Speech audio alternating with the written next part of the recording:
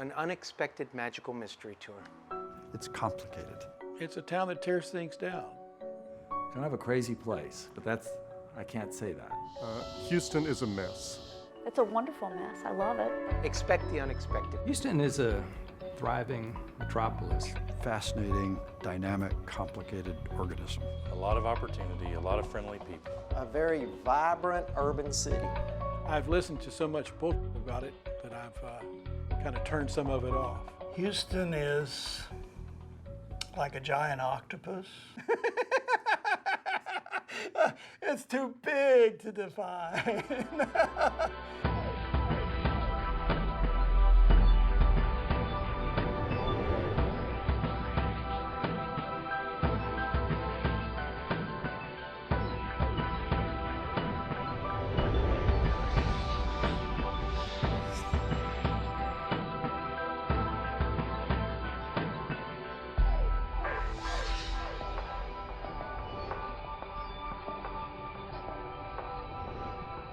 In 1836, a couple of real estate hucksters, the Allen brothers, came here and declared that on these banks there will be a city. They had the vision to see that they could establish a center that would be a great commercial center.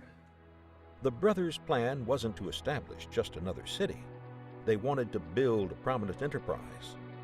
They searched along the bayous to find the ideal location. On the banks of Buffalo Bayou was declared the new home for an emerging metropolis. There's a wonderful ad that they placed in newspapers around the country that promised a place that was well-watered and salubrious, when actually the banks of Buffalo Bayou and most of Houston were swampland. It was malaria-infested and a rough place to get started. Nonetheless, Houston did grow.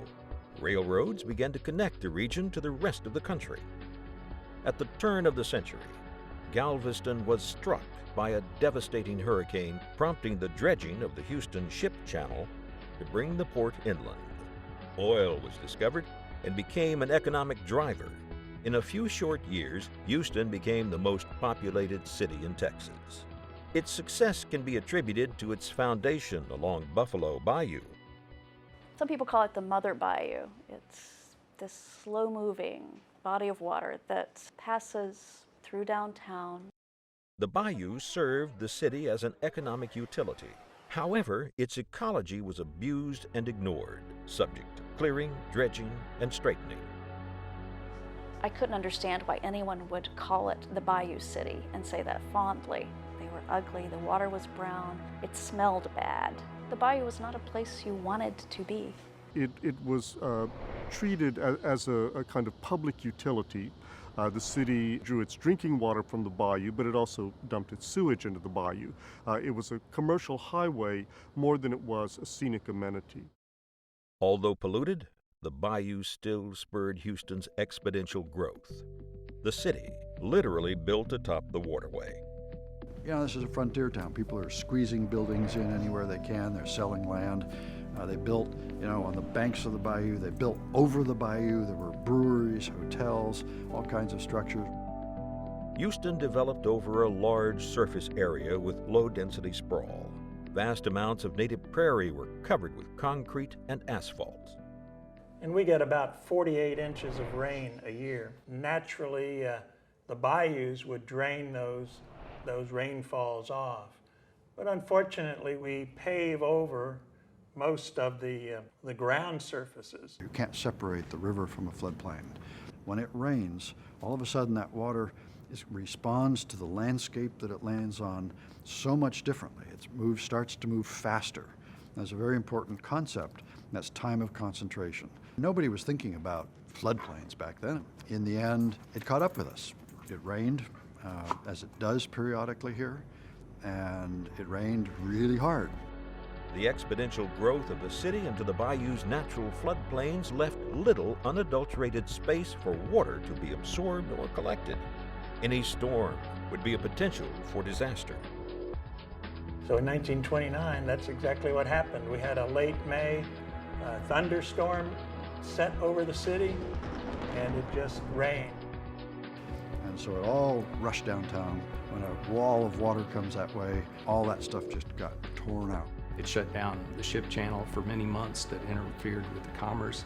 It flooded most of the downtown area, and it also had 6 deaths. It was a disaster. It was a man-made disaster, but we just happened to be building our city in that location where that happens, and we were not ready for it. We jam all this water down into that poor little stream. That poor little stream, hey, you know, it can take care of itself, and it will start adjusting, and it'll adapt to the new watershed conditions. Nearly 500,000 people live within Buffalo Bayou's watershed. With 116 miles of open streams, its extensive watershed spans 100 square miles of land. Buffalo Bayou is only one of 22 major waterways within the county. Each watershed is susceptible to flooding due to the flat topography and heavy rainfall of the region. Houston was in need of a solution to save itself from the destruction caused by flooding. In '29, there was a lot of talk about what do we do about this. We need to pay attention to this. It's a threat to the future of the city. Unfortunately, we went through many periods where there was no large storm and we forgot, and so we would build down too low. And there were editorials in the newspaper, and there was a lot of discussion about it, but nothing was really done. And when it doesn't rain for a while, everything else takes precedence. People started building buildings over the bayou. I mean, I look at that and I go, how could you do that? How could you basically build a dam across the stream that you know drains land all the way out into western Harris County? But they did. Just 6 years later, we had the largest flood in the city's history. The force of this water against these, massive buildings actually washed the buildings away. They were literally carried away by the bayou. Well, gee, if you have a house nearby, sorry, the river doesn't care that the house is there. It's going to take the land that it wants. Water takes mountains. A house, little retaining wall, no problem for a real river. Again, the editorials in the paper was we must not forget like we did in '29. Those 2 storms back to back, with a few years apart, was something that really got the community leaders' attention. And so, as a result of that flood, we said, help. And we went to the government. I say we, it's the business leaders, it's citizens saying, we got to do something. I think the '29 flood was considered a fluke. And then, 6 years later, the same thing happens, only worse. And people say, well, looks like we need to do something about this. So you have the creation of the Harris County Flood Control District in 1937. The first projects we built with the Corps of Engineers were actually detention reservoirs, Addicks and Barker reservoirs. Thousands of acres of land protected with a levee that when a big flood comes, they can fill up with water during that sudden downpour, and then slowly, over time, they drain them out. The construction of the 2 reservoirs, I think we'd all have to agree, still must be considered a brilliant move. A lot of people don't realize this, that the local community has to go and fight for the Corps to come to your community. The bad old federal government, keep out of our business in Texas, is the one who saved Houston. Construction began in 1940 by the Army Corps of Engineers. Both dams were completed in 1945 at the cost of $4 million. Estimated savings from flood damage prevention today is over $16 million per year. If those 2 flood control devices were not there, we would have a lot of flooding downstream of both of those dams.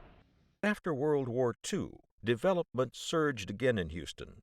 As a result, the dams were not enough protection against potentially large storms. Something else needed to be done.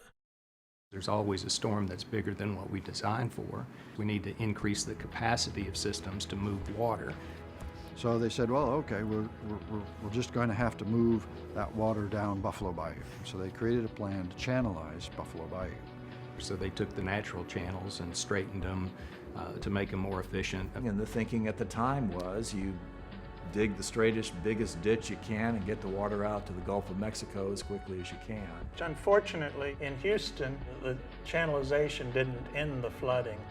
We still have flooding in Houston. And The channelization that occurred in Buffalo Bayou Park created other problems that we're now needing to address. Channelization, I think anyone in Houston will tell you, is not the most environmental friendly type of work you can do along a bayou.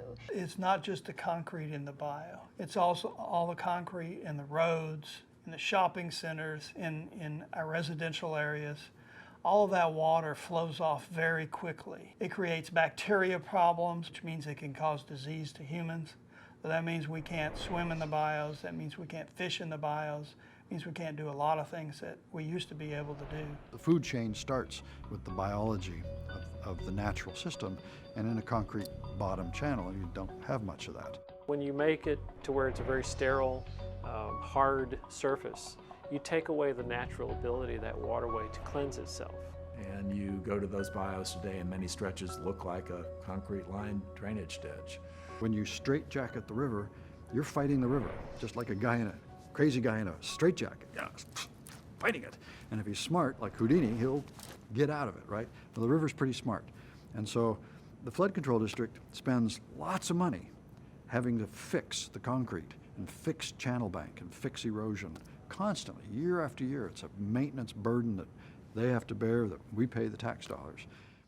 This erosion leads to tons of fine silt deposited in the bayou, which harbors bacteria, deposits dunes of sand on downtown walkways, and ultimately settles into the Houston Ship Channel, which then has to be dredged using public tax funding. If a 1-inch rain occurs throughout the watershed, we receive over 4 billion gallons of rain. With a 10-inch rain, which we often get during tropical storms, that would be 40 billion gallons of water. And so there's just no way you can control a flood like that by just doing flood control along the embankments of the bayou. Channelization has become kind of a derogatory term in terms of the environmental impacts. We were created to provide flood damage reduction. We're not out just building ecosystems to build the systems.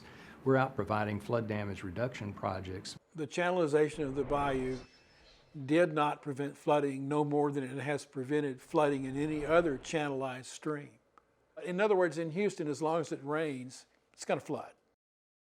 So many parts of the area getting hammered by rain right now. Just every day has been rain, rain, rain every single morning. This can be a dangerous situation. They've never seen the water this high, and it's coming very close to homes in this neighborhood.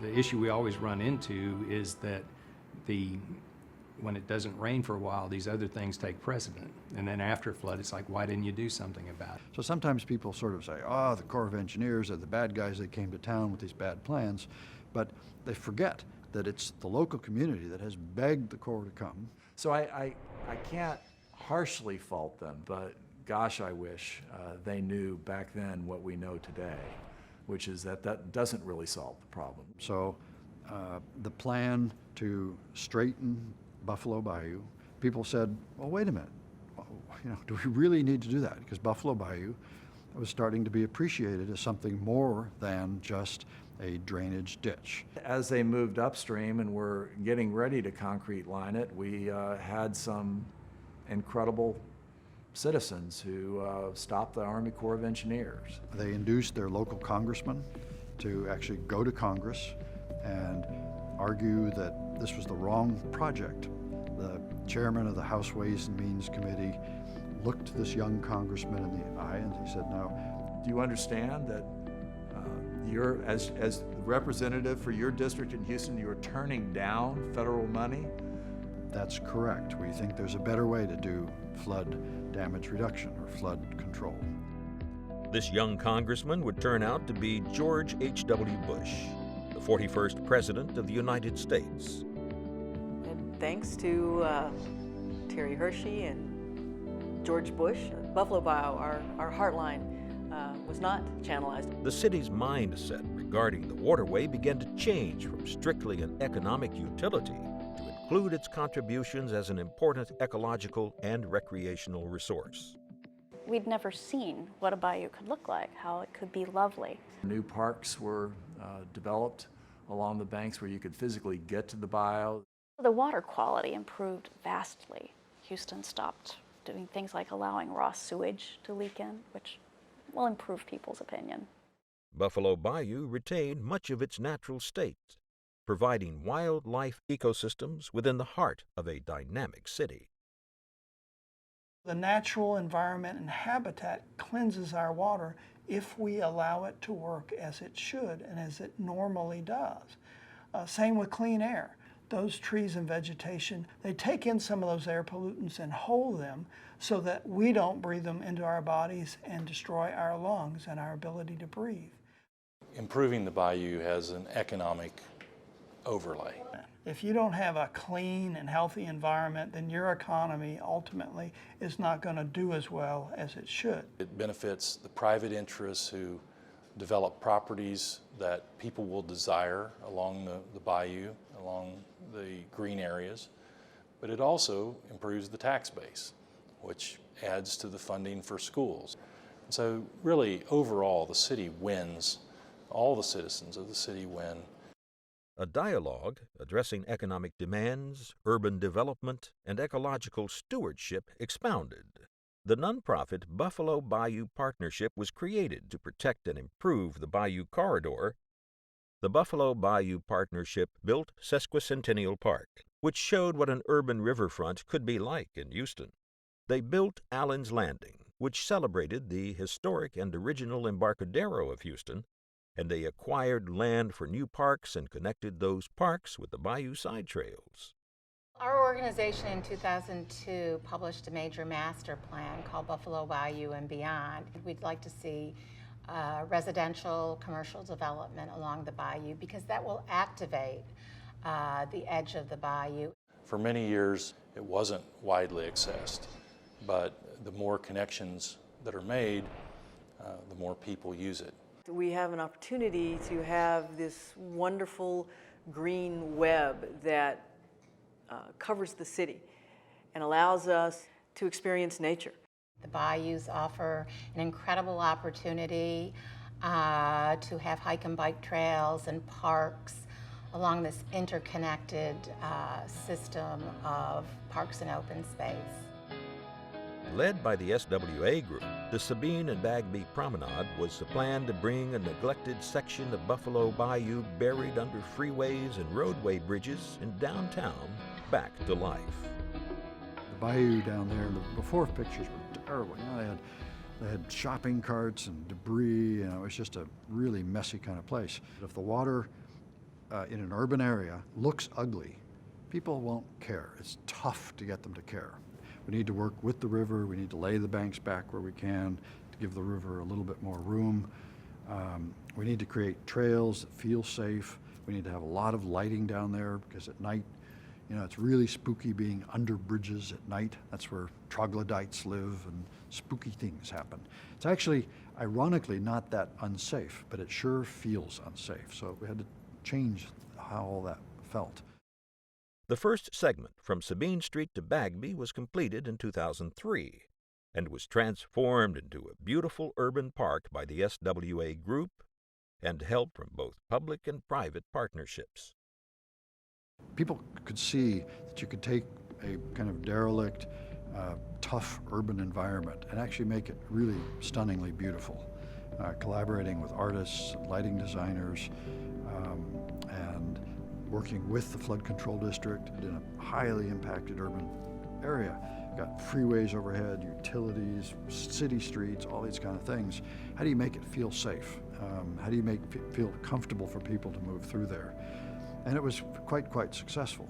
It formed this connection that was desperately needed, and you know, now you go down there and it feels like a comfortable landscape to be in. And so as a result of that work, some leading citizens in our community here said, gee, wouldn't it be wonderful to do a similar level of upgrade to the stretch of bayou between the Sabine Street Bridge and Shepherd. It's going to be a very green, very soft, very beautiful environment. As the city continues to grow, Houston is working to bring citizens to the bayou by creating access via parks and trails. We have this major initiative, this Bayou Greenway project, and it's a system of trails along our bayou systems. This system that has incredible potential can actually connect the city together along green space rather than through roadways and freeways. You know, you want to get that access though so people can see that beauty. Because if they understand that beauty, they will help you protect it. The Bayou Greenways Initiative passed in 2012, propelling a long-range plan that envisions the Bayou system as the backbone of an equitable, accessible park system in Houston. Harris County Flood Control District has laid out a long-term plan focused on flood damage control called Charting Buffalo. Charting Buffalo is an effort to have a smart development and add to the storage capacity. To have flooding be a lot less often occurrence in the community. It really has identified a multitude of projects that could be implemented over, the next 20 or 30 years. They're charting Buffalo Bayou as if they were explorers from the moon. I think they call it charting Buffalo to make it sound nice, You make something that's awful sound nice so people will think, oh, it's okay.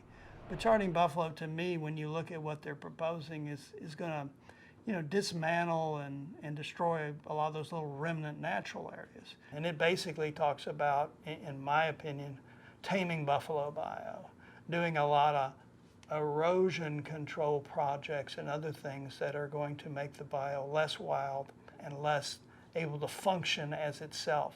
What we did with Charting Buffalo was look at where is the big erosion problem occurring and look at what our opportunities are for how do we address the flooding and the erosion problems in order to make the system more stable. And they talk about making a stable stream.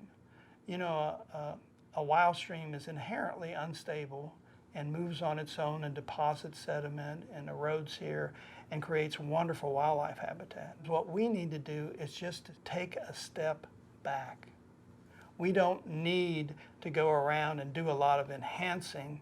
We need to allow the bayou to just live and function, and it will do just fine. Sure, it's controversial. A lot of these changes will be. Our society needs better storage and conveyance. The engineers are always wanting to look at what's the most economic thing to do. Does the community want these things, and are they willing to pay for it? Are they willing to raise taxes? If the community really wants it as just park space, just the way it is, great. Raise the money, buy it, turn it into a park just as it is, so flood control can take the money and go upstream or downstream and find other places to dig out with community embracing that different project. Sure, we need the conveyance. We need the utility value of that waterway. But we also want to have the other amenities. We want to have a pleasant place for having habitats. So there's many competing issues with those waterways. I'm not concerned with all the things that you're telling me about how positive it is. I don't believe you. I don't know what they're pitching. I mean, I can barely stand to sit in the room with these people and listen to this dribble about moving water and changing the river. Leave it alone. You can leave it alone. When it rains in Houston, it's going to flood. You can leave it alone. You can find other methods to approach floodwater. It's not going to be easy. We just have to come through as a consensus, come to agreements in this process. The community continues to explore methods to control flooding amidst population growth and increasing concern for ecology. Flooding in the city of Houston is our natural hazard. It's always been that way. And so Harris County Flood Control District is in a difficult position because they're trying to reduce flooding, because some people live in the floodplain when they shouldn't. The fact is, Houston is a growing population center. It's not like we can tell people stay out of this area. They're coming. We just have to be smart about how we accommodate the growing population.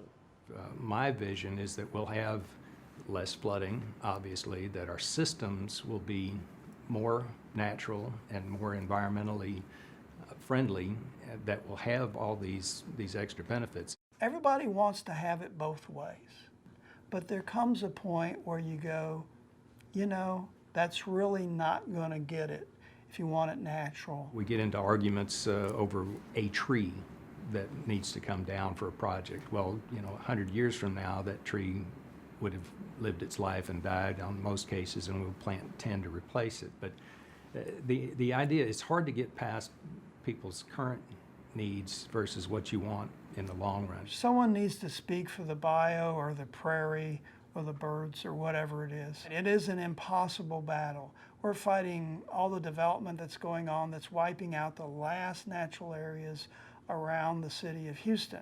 Some of these concrete lined channels we have, I rely on the capacity that they can deliver right now, how much water they can move. So it's not just a matter of undoing the concrete, I've got to make the channel bigger. We're way behind in doing the things we need to for our quality of life and for protecting nature and having nature protect us and recognizing that. So there's a dichotomy there that we still have not come to terms with. I can't tell you how many battles I have lost, but you just got to move forward. You got three choices. The first is you're in denial, you do nothing. The second is you jump off the cliff. And the third one is you fight, and I choose to fight. Regardless of the outcome, Houston will continue to grow and the bayou will continue to flow. The city is trending towards a more ecologically friendly approach to watershed management. I came to Houston in the middle 1980s and couldn't figure out for the life of me why people would fondly call the place the Bayou City, because to me the bayou was nothing to brag about. The bayou has changed, as well as the perception of the bayou. The idea that Houston can be beautiful, that there's something natural here, that there's something to be proud of, ties into that newer idea about Buffalo Bayou. We're sort of camping with this great city by the banks of a river that was here long before we were here, and it will be here long after we're probably gone.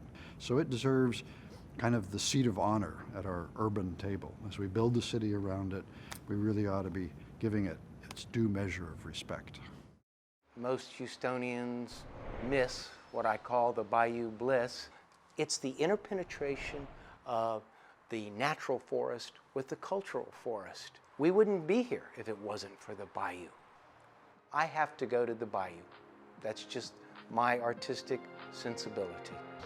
Buffalo Bayou is mysterious. It's in the midst of the city, and yet at the same time, it seems to have a life apart from the everyday life of Houston. The wildness is important because we as humans have been so tamed and civilized, we've forgotten that we are too wild creatures. And it's one way for us to reconnect to nature. It represents life. It represents our place on the landscape. It connects us to that which is important. That's magic. That's where I go. It's an epiphany to be there in this wilderness that runs through Houston. Buffalo Bayou is the source and the origin of all that is in Houston. Buffalo Bayou is a treasure beyond estimation. Houston is the Bayou City. We're the place that put a human being on the moon. We have the ability to envision things and then not just envision them, but do the hard work necessary to make them a reality. That's Houston.